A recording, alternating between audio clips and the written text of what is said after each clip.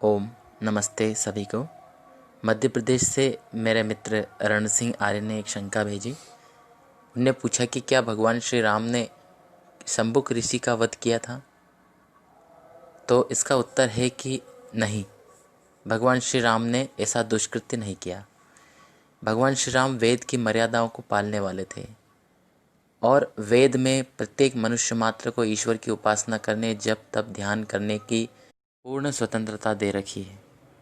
इसलिए भगवान श्री राम किसी जप करते हुए या तपस्या करते हुए ऋषि की हत्या कभी नहीं कर सकते। यह कथा उत्तरकांड में मिलती है। उत्तरकांड वाल्मीकि रामायण में प्रक्षिप्त है। जो वाल्मीकि रामायण प्राचीन काल में मिलती थी उसमें केवल 6 कांड हुआ करते थे। लंका कांड में यह रामायण समाप्त होती थी, लेकिन यह उत्तरकांड बाद में मिलाया हुआ है। राजा भोज के समय में भी बनी हुई एक चंपू रामायण है, उसमें भी 6 ही कांड मिलते हैं।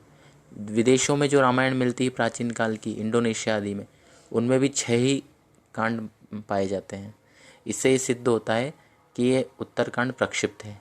सीता जी का वन में भेजना हो, लव कुश का जो वर्णन है वह, और शंभुक वध जैसी गलत बातें उत्तरकांड में मिलती है, और ये सारी प्रक्षिप्त की गई बाद में। वास्तव में महर्षि वाल्मीकि जी ने जो रामायण लिखी थी उसमें बहुत कम श्लोक थे, ऐतिहासिक बातें ही उसमें उन्होंने लिखी थी। बाद में वाल्मीकि रामायण में भी प्रक्षेप होते गए धीरे धीरे। जिस वाल्मीकि रामायण में 4-5 हज़ार 6 हज़ार के आसपास श्लोक होंगे, उसमें आज 25 हज़ार श्लोक मिलते हैं।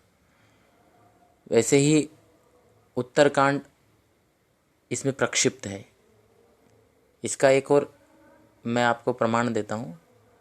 वाल्मीकि रामायण के किसी भी कांड के अंत में फलश्रुति नहीं दी। फलश्रुति का मतलब है जब कोई ग्रंथ पूर्ण होता है तो उसके महात्म्य के बारे में अंत में लिखा जाता है। प्रारंभ में मंगलाचरण लिखा जाता है और अंत में फलश्रुति लिखते हैं। ऐसा सारे प्राचीन ग्रंथों में मिलता है, सभी ऐसे लिखते थे। वाल्मीकि रामायण में जो लंका कांड है उसके अंत में फलश्रुति दे रखी है और किसी भी दूसरे कांड में नहीं दी है। मतलब वह लंका कांड जो है अंतिम कांड है।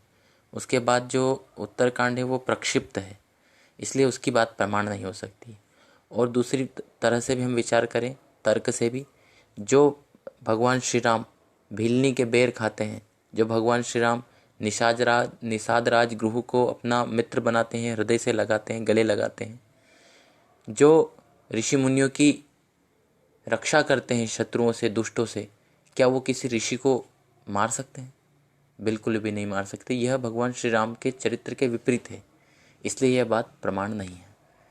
तो इसका कारण यह है, ये बातें कौन फैला रहा है हमारे देश में? जो कम्युनिस्ट तबका है जो हमारे समाज को तोड़ना चाहता है, वो भगवान श्री राम, भगवान श्री कृष्ण, हनुमान जी आदि इन महापुरुषों के ऊपर लांछन लगा लगा कर उनको बदनाम करना चाहता है। और जो बाद में प्रक्षेप किए गए, कुछ मुसलमानों के काल में, कुछ अंग्रेजों के काल में हमारे शास्त्रों में वो, और कुछ प्राचीन काल में जो प्रक्षेप है उनको उठा उठा करके वो प्रचारित करते हैं। तो हमें इन चीज़ों से सतर्क रहना चाहिए। आर्य समाज ऐसी किसी बात को नहीं मानता है जिसमें महापुरुषों का अपमान होता हो। केवल सत्य और जो वास्तविक बात है उसको स्वीकार करता है। इसलिए हम मर्यादा पुरुषोत्तम भगवान श्री राम के बारे में जो ये गलत धारणा है इसका खंडन करते हैं और मूल जो बात है उसको स्वीकार करते हैं। ओम।